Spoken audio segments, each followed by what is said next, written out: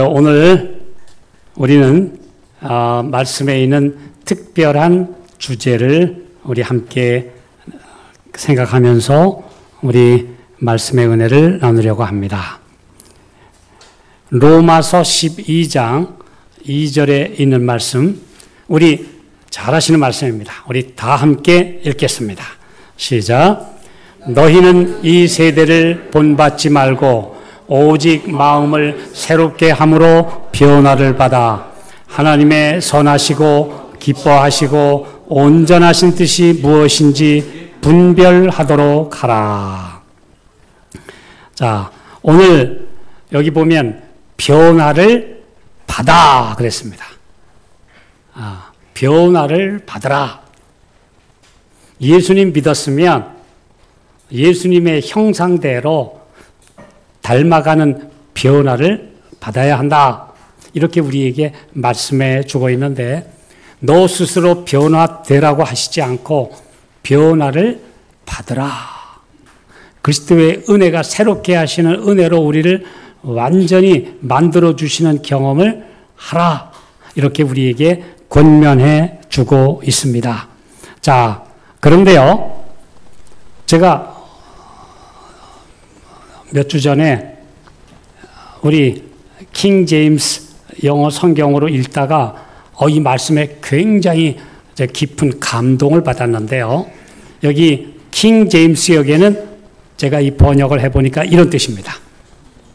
너희는 이 세상과 일치하지 말고 너희 마음을 새롭게 함으로 변화를 받아 하나님의 선하시고 받으실 만하고 온전하신 뜻이 무엇인지 입증하도록 하라. 증명하도록 하라. prove, 증명하도록 하라. 하나님의 뜻이 내 안에서 이루어져서 이렇게 돼야 하나님이 받으실 만하다. 천국에 데려가실 만하다라고 하는 사람으로 변모되는 모습을 보이라. 그러면 하나님의 능력이 저 속에서 역사하는구나 하는 것을 우리가 증명한다는 것입니다. 이 prove이라고 하는 이 입증이라는 단어는 성경에서 가장 많이 번역되는 단어가 시험입니다. 시험 잘 통과하라 이거죠. 네. 자, 그래서 너희는 not conformed to this world. 이 세상과 똑같이 되지 말고 닮아가지 말고 너희 마음으로 새롭게 되어 transform, 완전히 변화함을 받아라. 그래서 하나님이 선하시고 기뻐하신다는 말이 원래의 의미가 하나님이 받으실 만하고 그리고 완전케 하시는 그 뜻이 무엇인지를 내 삶에서 보여라, 증명하라. 이렇게 우리에게 말씀해 주셨습니다. 자, 그런데요, 그럼 이 변화가 어떤 의미가 있을까요? 이 변화라는 단어가 어떤 의미가 있을까요? 마태복음 17장 2절에 보면 변화산 얘기 나오죠. 우리 잘 아시죠? 예수님이 세 제자를 데리시고 어떤 산에 올라가셨는데, 높은 산에 가셨는데 갑자기 예수님의 모습이 그냥 평범한 인간의 모습이 아니라 본래 가지셨던 그 하나님의 영광을 다시 잠깐 찾으셨어요. 그냥 얼굴이 해같이 빛나고 옷이 빛과 같이 확 빛났어요. 막 세 제자가 완전히 막 정신을 잃었습니다. 베드로가 나중에 정신 차려가지고 주여 우리가 여기 있는 게 너무 좋사오니 여기다 우리 초막 셋을 짓겠습니다. 예수님 옆에 모세도 엘리야도 와서 말씀을 나누는데 너무너무 그냥 황홀해서 우리 여기에 있고 싶습니다. 그렇게 이야기한 변화산, 어느 산인지는 몰라요. 근데 우리가 지금도 변화산이라고 얘기를 하는데요. 근데 사실은 우리 말에는 변화가 아니라 변형되셨다 그랬어요. 저희 앞에서 변형. 그냥 조금 달라지는 게 아니고 완전히 다른 모양이 되셨다. 그 사람 인자의 모습으로 오셔서 좀 초라해 보였던, 그렇게 잘생기고 빛나고 위엄 있고 막 그런 모습이 아니라 그냥 인자의 모습, 사람의 모습으로 오셨던 그분이 완전히 하나님의 형상을 잠깐 보여주셨는데 그냥 변형되셨다 그랬습니다. 그래서 이 로마서 12장 2절에 변화를 받으라 하는 그 변화라는 말 똑같은 단어예요. 변형이라는 말과 똑같은 단어인데 헬라어로 메타모르포라는 단어인데 이 영어로는 메타모포시스라고 하는 단어인데 완전히 다른 모양으로 바뀌는 것을 뜻하는 말입니다. 그러니까 조금 달라지는 게 아니라 완전히 변화되는 모습을 보여라 그런 말입니다. 그래서 내가 전에 알고 있던 그 사람이 아니라 그리스도 안에서 새 사람을 입어서 완전히 달라진 모습. 뭐 그렇다고 얼굴이 달라지겠습니까? 키가 달라지겠습니까? 육체적인 모습은 그대로 있을지언정 뭐가 달라져라? 그의 품성이, 속사람이 완전히 달라지는 모습을 보여라. 전에는 좀 사람이 조금 좀 얇은 것 같아. 또 너무 좀 건방진 것 같아. 조금 좀 경박한 것 같아. 근데 그 사람이 어떻게 예수님 안에서 저렇게 믿음직스럽고 정말 신뢰할 만하고 정말 신실하고 진실하고 착한 모습으로 변화되었느냐. 하늘이 볼 때에 가장 아름답게 모시는 참된 변형은 품성의 변형입니다. 예, 그 아름다운 변형의 모습을 우리에게 보기를 원하시는데 그걸 보여주면 하나님과 천사들 앞에서 하나님의 능력이 이렇게 사람을 변화시킨다는 것을 증명한다 이겁니다. 예, 증명하도록 하라. 입증하도록 하라. 이렇게 말씀해요. 이 말씀을 읽을 때 굉장히 좀 처음에는 부담되죠. 근데 주님 우리 변화시켜 주세요. 왜냐하면 성경에 나오는 그 사람들도 우리와 성정이 같았는데 변화된 사람 많잖아요. 우리도 변화될 수 있습니다. 그것이 성경이 말하는 변화입니다. 우리 사람들은 보통 뭐라 그래요? 사람 참 안 변한다 그래요. 사람은 고쳐 쓰는 거 아니다. 뭐 그런 말이에요. 한 번 배신하면 또 배신하더라. 뭐 이런 말 우리가 잘 합니다. 심지어 옛날 어떤 분 그래요. 개꼬리 3년 묵혀놔도 여우꼬리 안 된다더니 저놈이 저기 옛날하고 똑같네. 우리 어르신들 그런 얘기 종종 하시는 거 들어보셨죠? 네. 그런데 그게 틀렸다는 걸 입증하라는 겁니다. 사람들이 말하는 보통 일반적인 속설이나 속담이나 보통 일반적인 관행이 아니라 전혀 달라지는 모습을 보이라는 겁니다. 네. 에스겔서에도 보면은 그런 말도 있어요. 아버지가 신사과를 먹어서 아들도 이가시다. 그러니까 부모가 그러면 그 자식도 그래.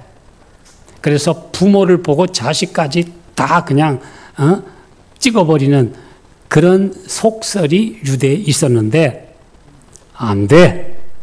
그 속담 고쳐야 돼. 아버지 다르고 아들 다르고 얼마든지 나와 연결된 사람은 달라진다. 분명히 예수님 말씀하셨어요. 예, 우리에게 그렇게 보여주심하고 하신 것입니다. 자, 그래서 오늘 우리가 변화된다는 것을 입증하는 성경의 인물들이 있는데요. 우리가 좀 보도록 하겠습니다. 자, 여기 이런 말씀 있죠. 진정한 회개와 개혁이 없으면 고백은 내가 하나님께 열심히 기도했다, 말했다, 뭐 이렇게 된다고 하는 간증, 뭐 고백 이런 것은 하나님께 간합될 수 없다. 생애에 결정적인 변화가 있어야 하고 하나님께 거슬리는 모든 것은 버려져야 한다. 뭔가 정말 왜 저래 하는 이런 것들은 다 깎이고 다듬어져서 완전히 새롭게 다듬어지는 변화되는 모습을 보여라. 어떻게 그렇게 할 수 있을까요? 그거 참 안 되는데. 근데 성경에서 정말 잘하는 게 하나도 없는 사람이 제일 많이 가지고 있는 게 시기 질투잖아요. 시기심이 망가져요. 예. 우리 어제 하장노님도 설교할 때 얘기하셨는데 사람 본성이 제일 많이 나오는 게 질투심, 시기심이에요. 심지어 사람이 뭐가 많냐면 나는 잘 못 되더라도 저는 잘 되는 건 보기 싫어. 요게 사람의 본성이에요. 악한 본성이에요. 예. 그런데 그리고 조금만 누가 잘나면 뭐라 그래요? 그 유명한 그 탤런트가 유행시킨 말이 잘났어? 정말. 요렇게 무언가 꼬부장한 마음들. 이런 것들이 사람 마음에 기본이 다 있어요. 네. 그런데 침례 요한은 안 그랬어요. 침례 요한한테 제자들이 와서 그랬죠. 선생님, 선생님이 원래 먼저 나와서 유대 백성들에게 회개하라 그래서 사람들을 굉장히 모으지 않았습니까? 그런데 선생님이 그 다음에 나타난 어떤 선생한테 가서 좀 이렇게 잘 받들어 줬더니 사람들이 그리로 다 가버렸어요. 그러면 속에서 좀 마음이 좀 아플까요? 이게 사람이라면 솔직하게 안 그런 척해도 속으로는 좀 속쓰려요. 근데 침례 요한 뭐라 그러세요? 그는 흥하여야 하겠고 나는 쇠하여야 하리라. 다른 번역에 보면 그분은 커지셔야 하겠고 나는 점점 작아져야 하리라. 이게 정말 이게 사람이 할 수 있을까요? 이건 하나님의 성령이 변화시키는 모습입니다. 그래서 침례 요한도 원래 인간에게 보편적으로 나타나는 결점과 약점을 가지고 있었다. 그러나 하나님의 사랑을 접촉함으로써 변화를 입었다. 자기 스스로 변화된 게 아니라 변화를 입었다. 성령께서 그를 변화시켜 주셨다. 이겁니다. 변화를 받으라 하는 말이 네가 스스로 달라져라, 도 닦아라 그거 아니에요. 하나님의 성령에 굴복해서 하나님이 우리를 변화시키는 그 능력을 받아보라 이겁니다. 이게 우리에게 주시는 말씀입니다. 복음교육자에 보면요, 요한의 마음에는 한 점도 나라는 것이 없고 대신 하나님의 빛으로 충만하였다. 자아가 사라지니까 행복했어요. 예, 이 자아가 남아있으면 불행한 겁니다. 심지어 하나님의 사업을 하는데도 내가 안 끼면 잘 돼도 행복하지 않아. 이거 큰일 나는 겁니다. 네. 나는 어찌됐든 하나님의 사업이 잘 되면 행복해야 하는데, 예, 이것이 바로 오늘 우리가 닮아가야 될 롤 모델입니다.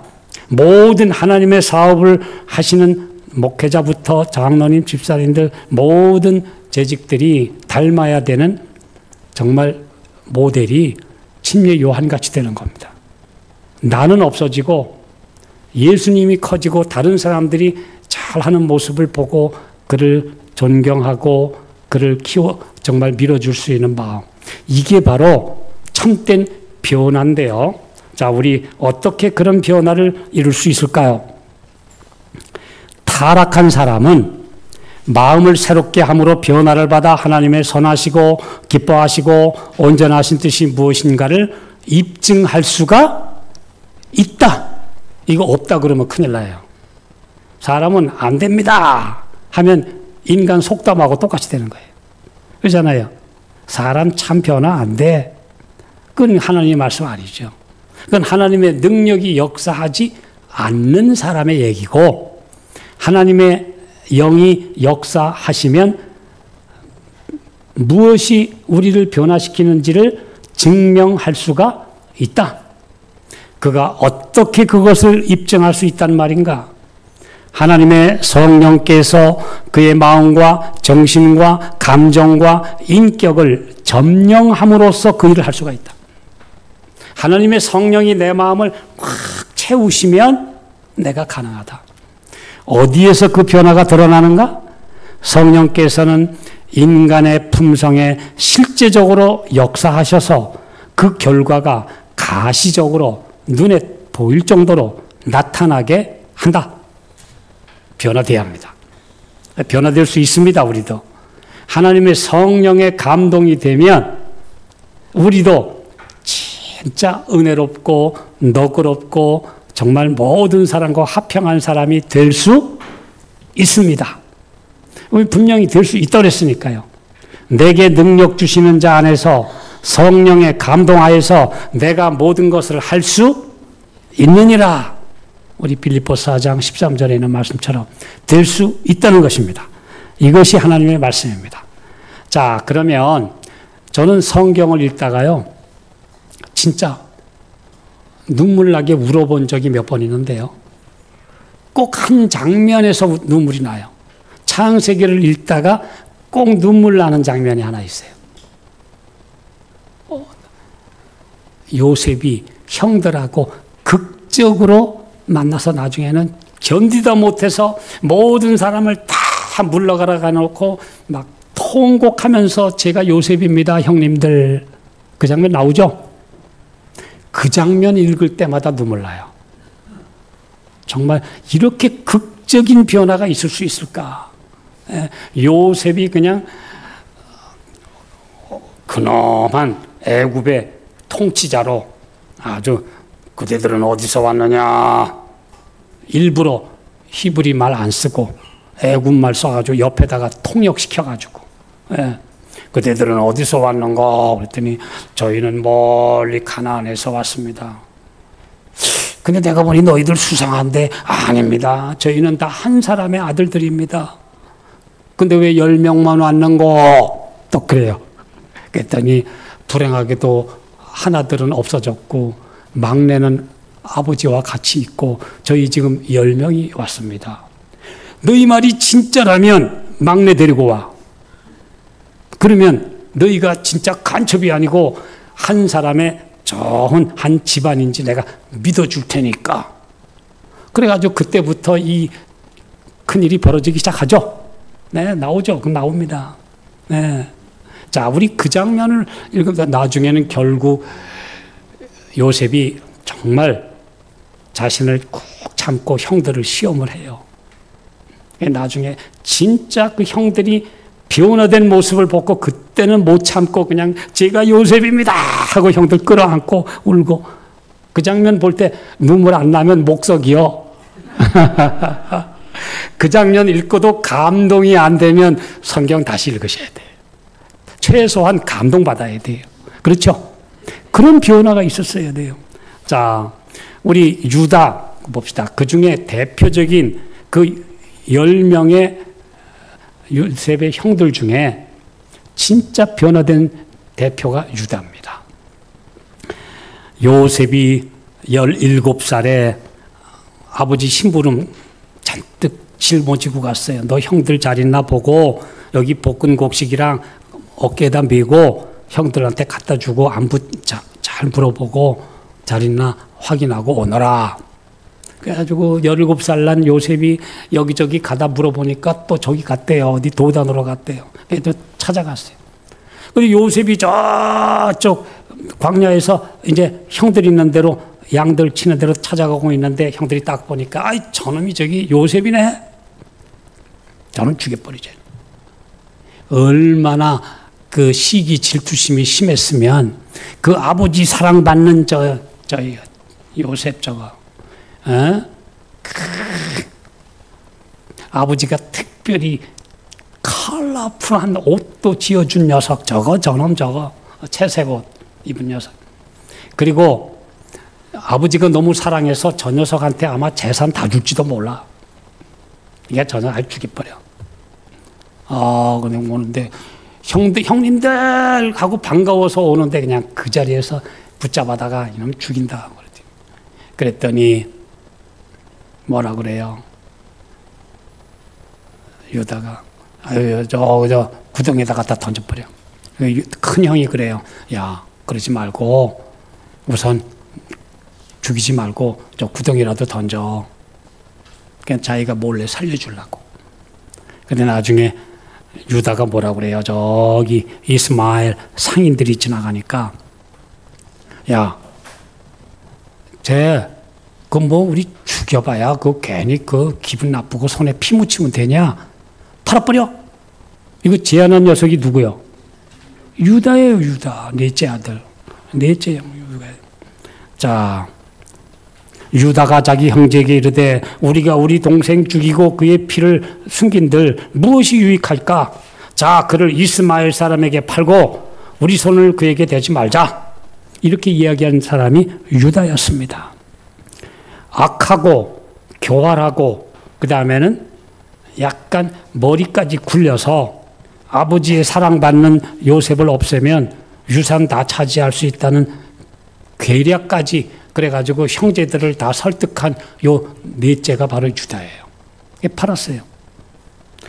이렇게 고약했던 유다가 22년 만에 드디어 이제 애굽 땅에 양식을 사러 갔는데 그때 이 유다는 어떻게 그렇게 달라졌을까요? 근데 어떻게 달라졌는지 얘기가 별로 없어요. 그 사이에 얘기 하나 나온 거는 안 좋은 얘기 나와요.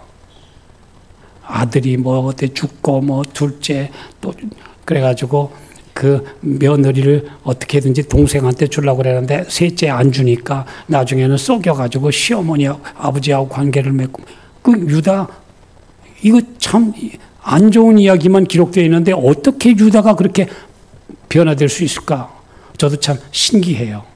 그 22년 만에 유다는 완전히 딴 사람으로 바뀌어 있었습니다. 자, 이제 창세기 43장 9절에 보면 아버지 야곱에게 이 막내까지 베냐민까지 데려가면 나는 내 흰머리로 슬피 울면서 이제는 난 죽는다. 제발 이 아들은 못 데려가. 근데 양식은 사야 되고 그러 가야 되고 시므온은 인질로 잡혀 있고 애굽에 가기는 가야 되고 75명의 식구는 먹여 살려야 되고 그러니까 유다가 뭐라고 그래요? 아버지, 내가 그의 몸을 담보하겠습니다. 아버지께서 내 손에 그를 물으십시오. 내가 만일 그를 아버지께 데려다가 아버지 앞에 두지 아니하면 제가 영원히 죄를 지겠습니다. 그랬더니 아버지가 나중에 그래, 전능하신 하나님이 돌보시기를 바라노라. 그리고 베냐민을 보냈습니다. 자, 이제 갔죠. 그런데 가서 처음에는 약속 지켰다고 총리 관저로 특별 초대해가지고 음식을 잘 차려 먹.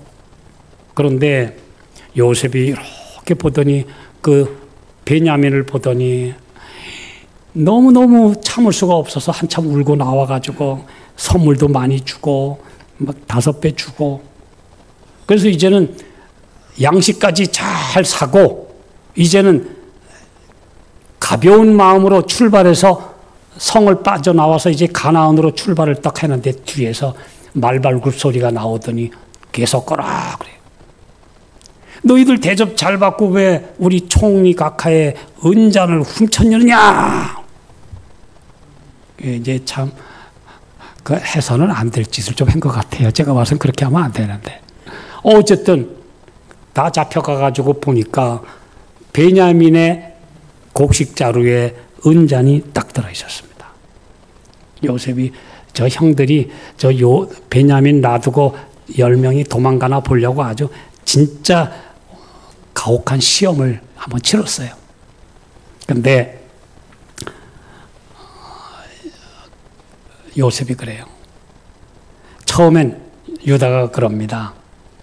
이제 저희가 다 종이 되는 수밖에 없겠습니다. 아니, 은잔이 발견된 자만 내 종이 되면 된다. 그리고 나머지는 다 가거라. 시므온도 풀어줄 테니까 다 가라. 원래 시므온이 아주 악독했어요.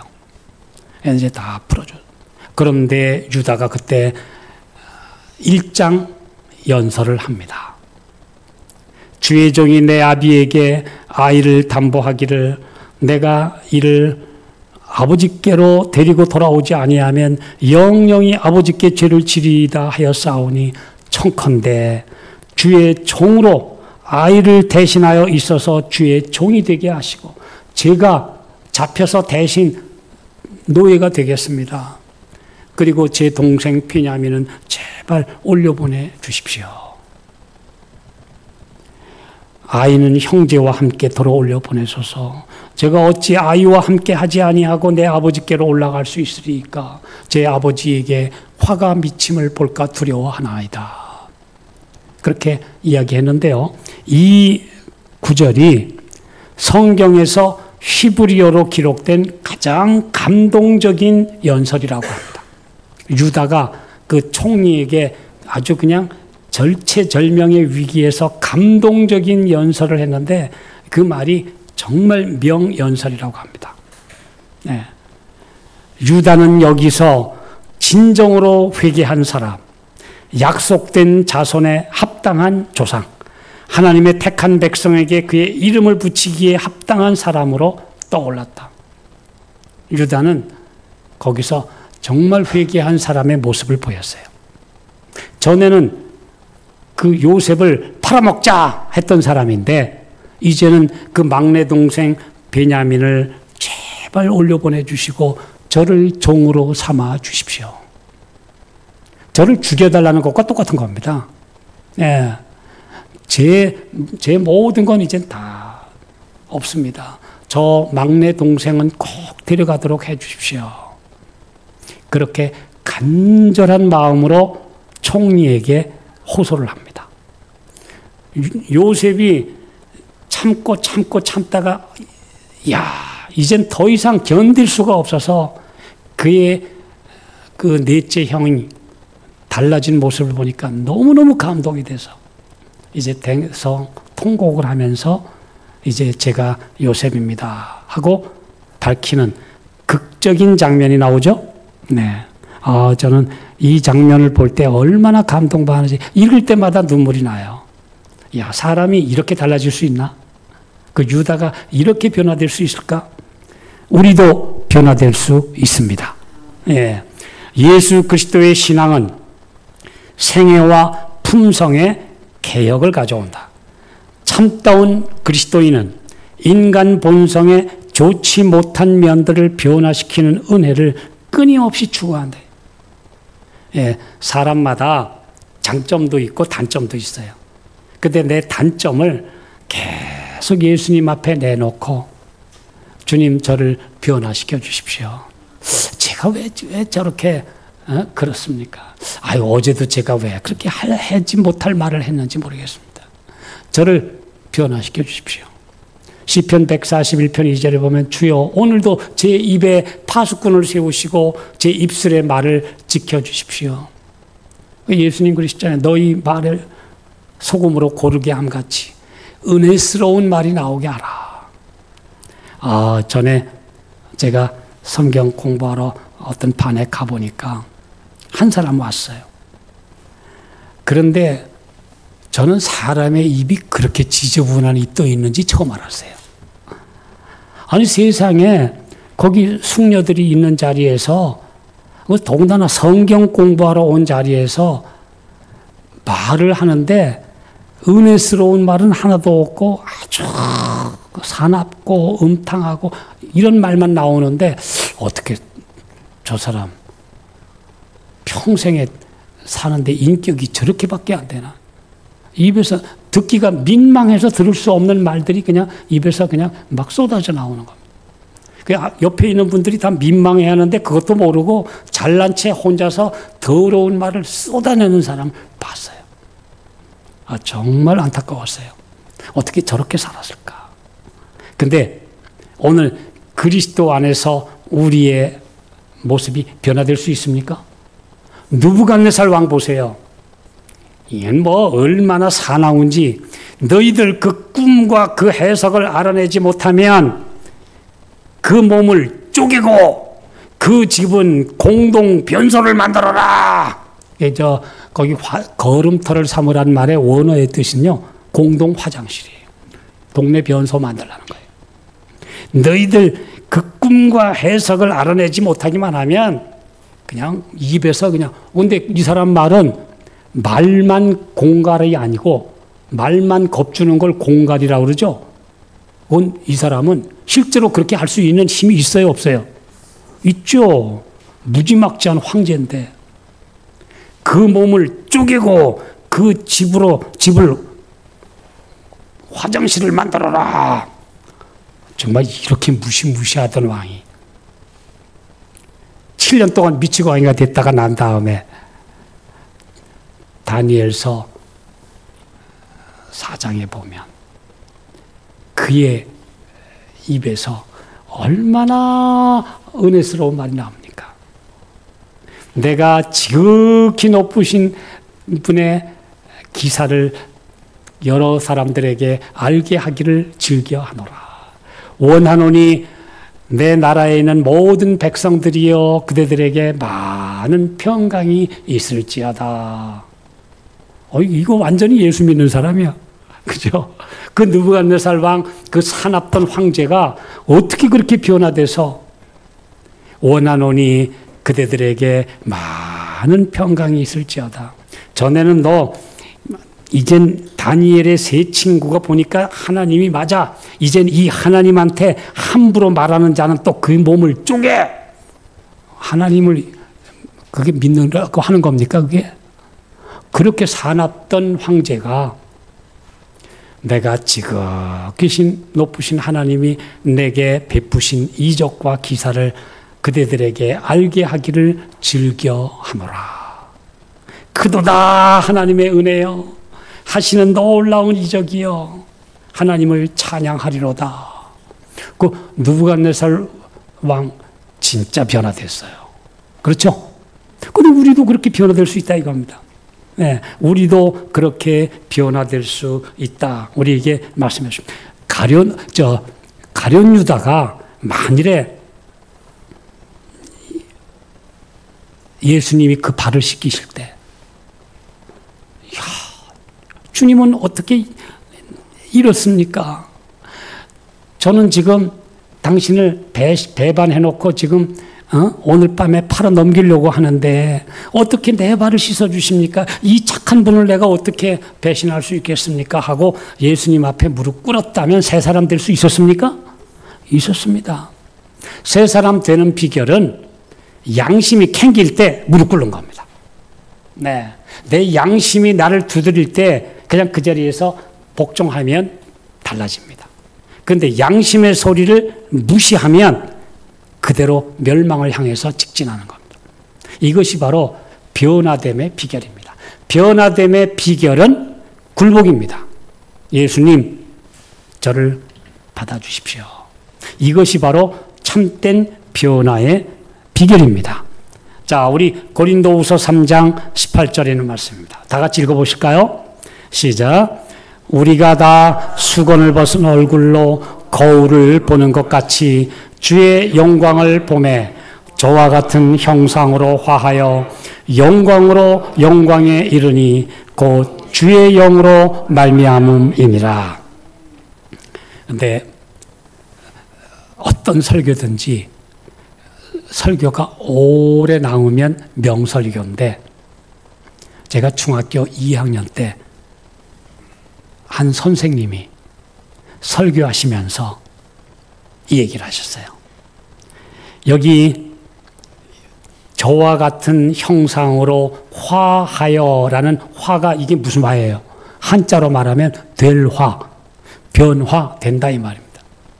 그런데 변화에는 물리적 변화와 화학적 변화가 있다. 이 선생님이 아주 그날 설교를 하셨는데 제가 지금 그 오랜 세월이 정말 60년이 가까운 오랜 세월이 흘렀는데 그때 그 설교의 내용을 지금도 기억해요. 변화에는 물리적인 변화가 있고 화학적인 변화가 있다. 그런데 물리적 변화는 모양만 깎아 다듬는 것이다.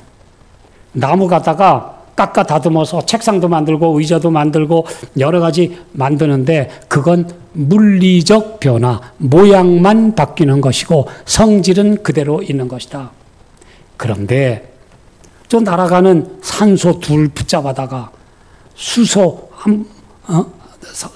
붙잡고 수소 분자를 잡아넣어서 H2O 수소 두 분자와 산소 한 분자를 결합을 시키니까 뭐가 됐다? 물이 된다, 물. 이런 거를 가리켜서 화학적 변화라고 한다. 네, H2SO4라고 하는 몇 화학 분자들을 결합시키면은 황산이라고 하는 아주 위험 물질이 된다, 유독 물질이 된다. 제가 한자도 안 바꾸고 그대로 기억하고 있어요. 그 오래전에 들었던 그 선생님의 설교를. 근데 오늘 우리는 모양만 조금 바뀌는 물리적 변화는 변화가 아니다.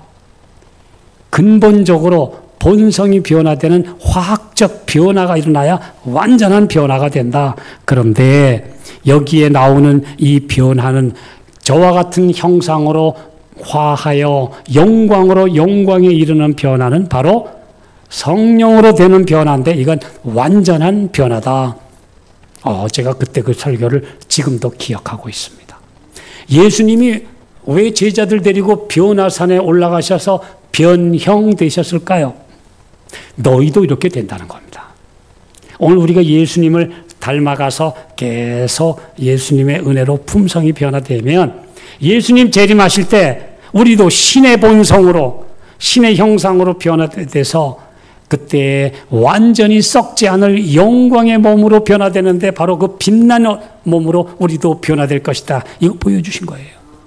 그러니까 그때의 그 놀라운 변형을 이 땅에서 이루기 위해서는 지금 우리의 속에서 예수님을 닮아가는 변화가 이루어져야 하는 것입니다.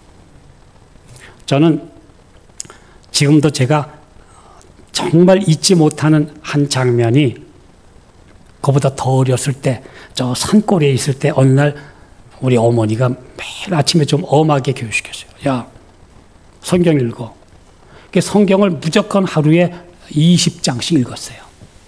제가 그때 1년에 5번씩 성경을 읽었어요. 통독을 했어요. 어떤 분 1년에 한 번도 읽기 힘드시죠? 저는 어렸을 때 5번 통독을 했어요. 1년에. 그러더니 야, 이제 다 읽었으면 우리 가족들 저 각자 가서 개인 기도하고 와라. 진짜 훈련 호되게 받았어요. 그래서 이제 산에 갔어요. 가서 기도하고 앉았는데 기도가 잘 나와요. 11살, 12살짜리가. 그리고 앉아 있는데 갑자기 앞에 이렇게 보니까 아니 흉측한 곤충 하나가 벌레 하나가 쑥대로 올라가는 거예요. 아주 천천히. 근데 너무 신기해서 쳐다보고 있어요. 변화 올라가더니 한참 있는데 갑자기 등 있는 데가 쫙 갈라지는 거예요. 뭐예요? 에? 군뱅이 애벌레가 풀대로 올라가더니 등이 쫙 쪼개지더니 그 안에서 녹색 곤충이 살짝 나오는 거예요. 그런데 저는 그 장면을 제가 그대로 봤어요. 근데 이제 하도 신기해서 보고 있는데 저 밑에서 야, 얘 어디 갔냐? 아침 먹어라. 근데도 아침 먹는 것도 잊어버리고 너무 신기해서 그날 저는 아마 제 기억으로는 1965년도나 같아요. 예, 이렇게 보고 있는데 드디어 녹색 매미가 나타났어요. 그 흉측하던 군뱅이 애벌레, 거기 그 벌레에서 예쁘게 생긴 참 매미가 나오는 거예요. 그런데 날개가 후줄근하게 붙어 있는데 조금 있으니까 날개로 어깨 쭉지에서 어떤 액체가 쩌룩쩌룩 흘러가요. 그러더니 그 날개 여러 가지에 그 액체가 쫙 흘러가더니 조금 있더니 날개가 빳빳해지는 거예요. 거기에 굳어요. 너무 신기해서 너무 가까이 가서 이렇게 톡 건드렸더니 포로록 날아가는 거예요. 이야, 어떻게 군뱅이가 땅속에서 3년에서 7년을 있다가 어느 날 발이 생기고, 그러더니 이제는 풀대로 올라가가지고 갑자기 등이 쫙 쪼개지면서 거기에서 우아한 매미가 나올까요? 그 생물학적으로 아주 그걸 가장 유명한 변태라고 하죠. 예, 변태. 잠자리도 마찬가지고요. 그런데 저는 그때 직접 제가 산골에서 그 매미가 나오는 과정을 쳐다본 것 지금도 잊혀지지 않습니다. 우리가 비록 보기에 다 낡고 쇠하해지는 몸 있지만 이 안에서 하나님의 말씀 보고 은혜스럽게 잘 준비되고 있으면 겉사람은 다 똑같을지 모르지만 속사람이 예수님 닮아가면 어느 날 우리도 그렇게 놀라운 영광의 몸으로 쫙 변화된다. 이것이 지금 우리가 이루어져야 될 변화 아닙니까? 우리 주님께서 우리에게 그런 변화를 이루라고 말씀해 주셨습니다. 자, 그래서 이렇게 변화되는 건 이게 보통 쉬운 게 아니에요. 그래서 나의 자녀들아 너희 속에 그리스도의 형상 이루기까지 다시 너희를 위하여 해산하는 수고를 한다. 왜 이렇게 변화가 안 되냐? 내가 다시 태어날 만큼 너무 그렇게 또 애를 쓰고 또 애를 썼는데도 갈라디아 사람들아 도로 행위로 빠지고 도로 불신에 빠지냐? 내가 너희를 위하여 해산하는 수고를 한 번 했는데 안 돼. 한 번 더 한다. 이렇게 변화는 쉽지 않습니다. 그러나 우리 마음에 그리스도께서 살아계시면 돌 위에 쓴 것이 아니라 마음의 신비에 기록된 하나님의 말씀이 우리를 변화시킵니다. 그것이 우리가 이루어질 변화입니다. 자, 이 말씀 같이 읽읍시다. 시작. 성령께서는 변화를 열렬히 갈망하는 그 정도에 비례하여 거룩하신 모형에 따라 인간을 빚고 형성할 것이다. 말씀이 좀 남아있지만 오늘 이 말씀으로 족합니다. 변화를 열렬히 갈망하는 그 정도에 비례하여 성령께서 우리 마음에 역사하셔서 우리를 속사람을 새롭게 만드셔서 그리스도의 형상을 담도록 변화시켜 주실 것입니다. 그 변화를 지금 이루어 가시는 우리 모든 주의 신실한 자녀들 모두가 제 자신이 그렇게 되기를 간절히 바라면서 말씀 마치겠습니다.